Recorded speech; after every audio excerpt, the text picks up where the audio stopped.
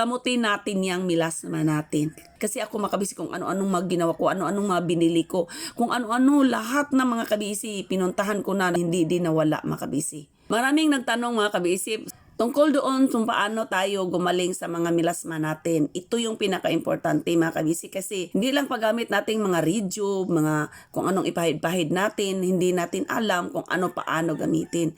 Pinakamaganda mga kabisi, gamutin muna natin ang milasma.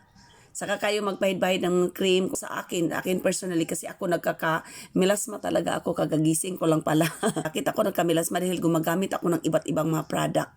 Ito pong gagamitin natin mga kabisi. Una po, mag-rehab tayo talaga. Yung rehab mga kabisi, 7 days yun.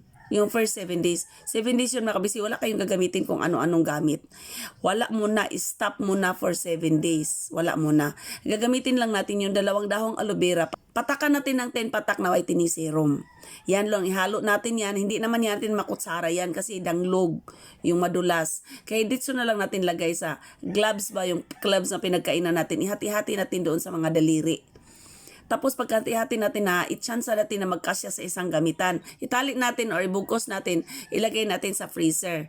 Antayin natin na maging ice, saka natin guntingin yung isang daliri para ilagay sa ating mukha. Dapat po mga kabisi, ice po ang ilagay sa mukha.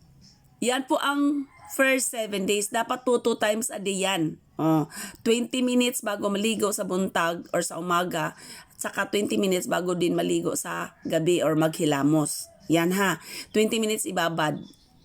Pagka after 20 minutes, pag banlaw natin makabisi, gamit natin organic din na sabon, yung herbal na aloe vera ba or papaya. Pwede kayong gagawa makabisi. Yan. Tapos, ihaplos-haplos natin yung ating mukha na may sabon ng 1 minute, equivalent to 60 counts. Ihaplos-haplos lang mga kabisi. Pagka after 60 counts or 1 minute, banlawan natin ng tubig. Pag malinis na, sabon tayo ulit. Babad tayo ng 1 minute, 60 counts. Yan. Yan sa umaga at sa gabi. Gawin natin. No? Kung maubusan na kayo ng aloe vera, gawa kayo ng marami na good for 7 days. 2 times a day. So 14 lahat ang gagawin ninyo na balot. Hindi ibig sabihin na tapos na kayo sa first 5-7 days, ay stop na kayo nang mag-rehab-rehab. Mag-rehab-rehab din kayo once in a while makabisi kasi yan ang pinaka-starting point para gumaling yung ating milasma.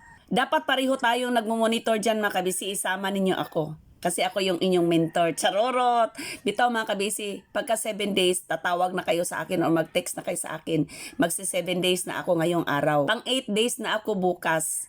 Kaya maggamit na tayo ng set. Yung pinakamaganda kong set na ginawa ko mga kabisi para sa aking mukha na tingnan yung inyong lola.